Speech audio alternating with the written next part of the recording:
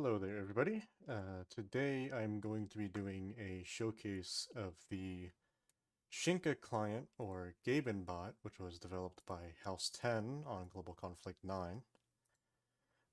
This bot has a variety of features which will let you break the game pretty badly.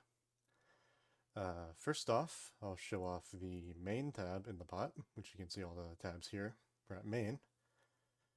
There is Castle Mode, Gold Mode, and Village Mode.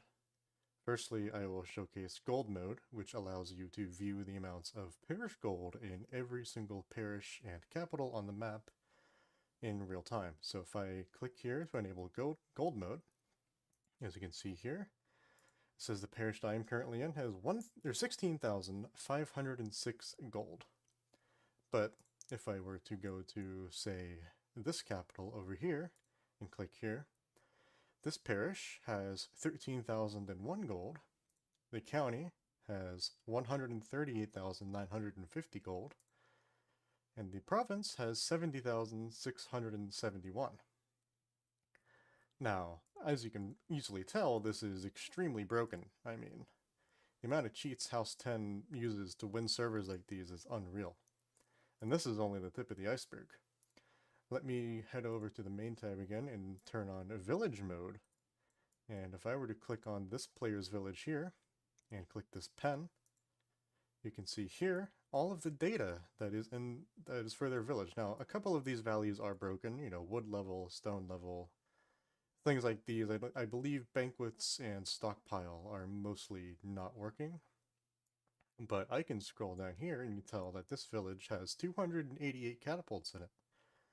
And I can scroll down even further and see, for example, he has 46 traders recruited. So that tells me that he probably has the space for a monk, which means if I were to attack him, if he were off ID, he would probably be able to ID. And I go back up here, 600 bows, 296 pike, 0 swords. He has 124 people in his village with 27 spare peasants. He has no army recruited in his village, and although it says here he only has 15 pikemen and 12 archers from his liege lord here, this is actually sometimes inaccurate because if you place the troops in your castle, they will not show up here. Because the game only has the data from the vassal tab. And if a vassal of yours places their troops, it does not say that they're in the village. Moving on, let me move over to the UI settings tab. Now here is a lot of other exploits. There are simple things such as show attack type icons where you can turn this on, and I can see that this here was a captain, and since the icon on it is a captain, I would know that this is a capture. Or I can head over to this area. I can find an attack. I can see that this was a vandalize, or this was a vandalize.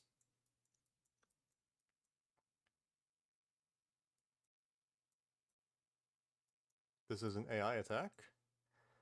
And, these are vandalizes, or this is a gold raid, the catapult, and these other are all other vandalizes.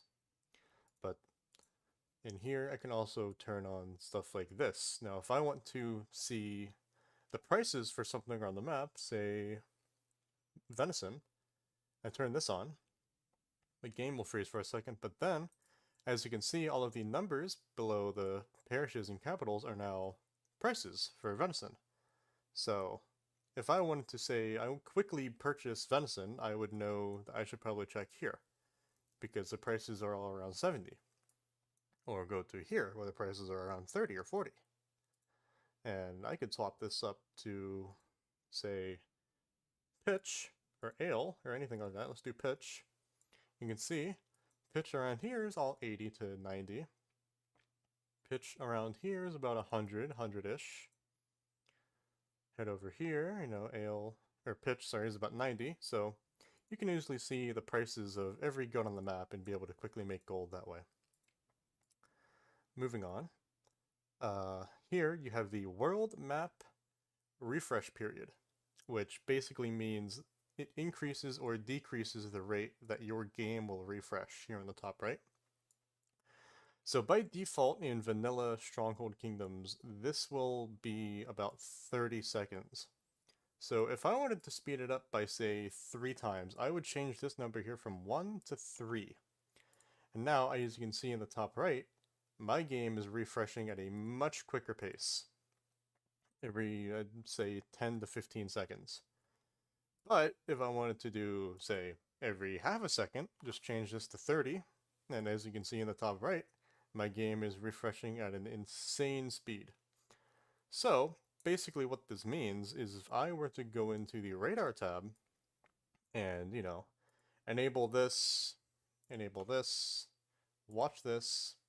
Now, if anyone were to send a captain at me, my game would automatically interdict my village within about half a second, which means that it would be essentially impossible to ever attack me or send a bomb base at me or any sort of timed attacks. Same with monks, I could just enable that, interdiction 1, and now anytime somebody sends a monk at my village, I will automatically interdict for 4 hours, meaning even if this guy right here sent a Holy Envoy XCOM at me, he would not be able to get me XCOM while off ID, making it essentially impossible to ever get a village off of me. Which in this is a common exploit used by this player specifically, DDQD. He used this for essentially all of GC8, and it was almost impossible to ever get a bomb base on him, because he would use interdiction within probably 5 or 10 seconds of a single attack being sent. Same with XCOM. The next tab that I want to show off is the auto farm tab. Now this is another very common cheat used by House 10 and a lot of the Russian player base on Stronghold Kingdoms. Now what this does is it automatically farms rats and snakes for you on the wolf server. Now let me swap worlds over here real quick. I'll just showcase the general premise of this. So, random spawn. All right. So if I want to head over to the auto farm tab, just click here, and if I turn on auto farm, say I had a built up account, it would automatically start sending the proper formation at every snake and rat within the radius that I give it. Which means, if anyone here is not familiar with Wolf World, that it essentially gives cards to players for free. Because wheel spins are given to players when AI are killed. So if you say, use auto farm, it will, well, it's essentially just give you wheel spins for being AFK and killing AI for you. And another common exploit used by the Russians is pillage mode. Now, while this no longer works with pillaging, you can still use this for gold raiding from your village. Now, what that means is, if I were to send an attack at this snake castle with pillage mode on, it would walk in, get a 1% gold raid on the AI castle, and then walk out and instantly kill the AI with essentially no troop losses. And this is commonly used by House 13 on Wolf World, which as you can see here, Adam Wilson, Alex Spy, DDQD's alt account, DDQD himself, a lot of these other Russian players, this exploit is used to kill wolf castles at the beginning of new wolf servers to then spawn and populate snakes and rats in their areas so they can use auto farm. So, with that being said, this exploit has basically been used by the Russians to gain hundreds of thousands of card points and, hundreds of expert oil cards for absolutely free. Meanwhile, other players who do not use auto farm have to spend, hundreds or even thousands of dollars on crowns to be able to even remotely compete with these players. However, now, obviously now that we are giving this client out, which is the same one used by House 13, you will also be able to run auto farm and pillage all of these wolf castles, snake castles, pigs, to your heart's content, and get as many cards as you like for absolutely free. Up next, I want to show off the AutoFap tab, which is a bit of an interesting one. If you don't understand the premise of this, if you haven't played Global Conflict 8 or 9, you might be a bit confused. But essentially what this does is, if I were to select attacking villages here and head over to this player and input their village ID 9859 and add player, this player is now added to my list of players that this bot will automatically send captains to, which is used to automatically trigger their interdiction bot. As you use radar, you turn on monking for captains, and this will basically run through a list of this player's villages, sending captains at all of them to enable their ID bot. Or in other cases, if the player you're attacking is not ID botting, it'll spam their alert server or anything like that. It's a general nuisance, and this bot will just go through constantly sending captains at them, recalling, sending again for hours on end. However long you want it to attack, you just have to enable this with the right formation. So I don't have any formations saved, but to make a captain formation with one captain, nothing else. Raise, enable this, turn this down to 15, auto cancel all attacks, turn this down to 15, and if I were to just start this, it would automatically send captains at all of this guy's villages.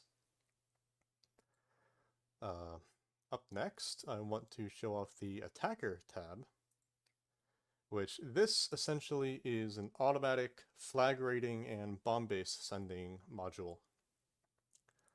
So if I were to, say, input a county ID here, it would then automatically send flag raids to every parish in that county, at least as far as I'm aware. I've never actually used this tab before.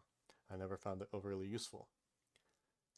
But I'm not going to go too much into depth in this tab because I don't even understand how it works myself. But you can pause the video here and just read through this, get the general understanding.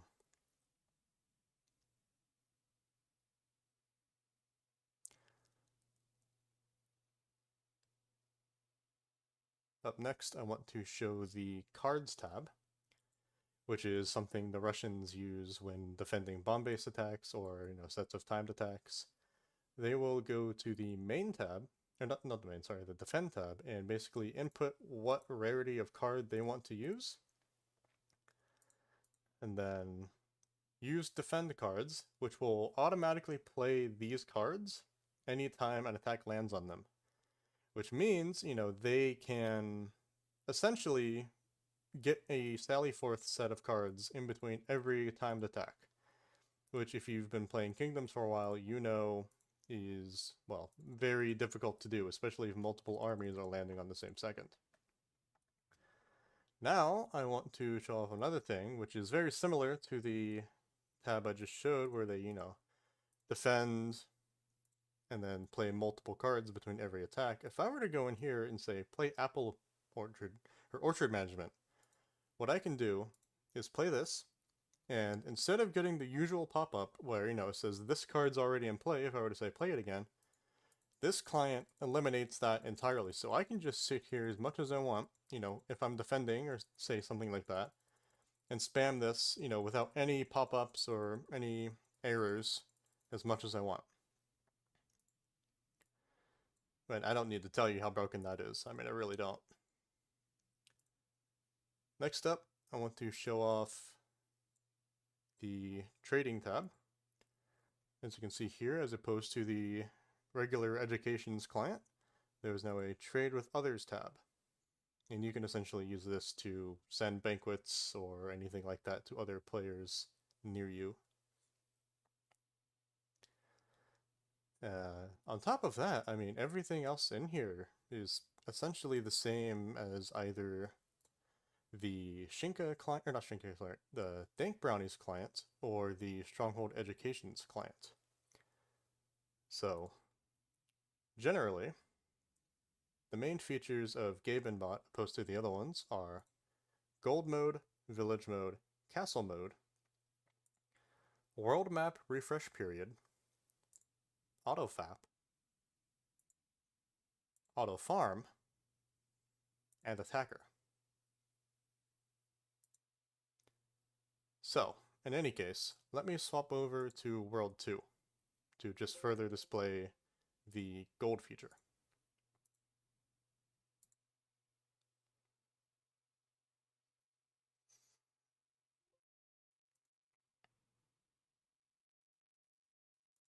So if I head over here and enable gold mode, for example, I can head over here and see that this House 17 parish has 45,737,957 gold. Or I can head to this parish in Durham, owned by Toxic Panda, and see this parish has 12,949,234 gold. Or this parish here has 1,649,481. So, say you are a rogue player who's just, spawning in to cause some chaos, you can easily tell where some of the gold is. I mean, you can tell House 19 has, about 15 million just in these couple of parishes alone. Or you can tell that House 17 has most of their gold in one parish, which is interdicted. Or you can head down here and see that House 15 has 1.5 million stored in a county, and that's probably easy to raid, and then go raid some villages. I don't need to, further elaborate how broken some of these things are. You can just see how much House 10, the Russians and Shinka have exploited this game over the years. Yet, Firefly Studios has done nothing to really patch or fix any of these exploits. This client has been around for about a year and a half, as far as I'm aware, but it was more, emphasized and developed during Global Conflict 8, which, despite having all of these cheats, the Russian players lost heavily, might I add. But, yeah. This client being released by us, is something that we really didn't want to do when we were playing this game and enjoying it. But as the years have gone on and the game developers have neglected to fix or, even listen to reports of ours about this bot, we've kind of just thrown in the towel and just, kind of given up on it. So this is our last-ditch effort of trying to get the bot patched, get these exploits fixed, and maybe have a chance of returning Stronghold Kingdoms to being a decent and fun game for everyone to play. But as it stands now, I have tried to get in contact with Firefly Studios via their support tickets, via LinkedIn. I've messaged their upper management, and I have gotten either completely ignored or just the typical copy-paste "thanks for your report" email. Which, I mean, as you can see, there is very clearly an issue with this game in the form of the Gaben bot.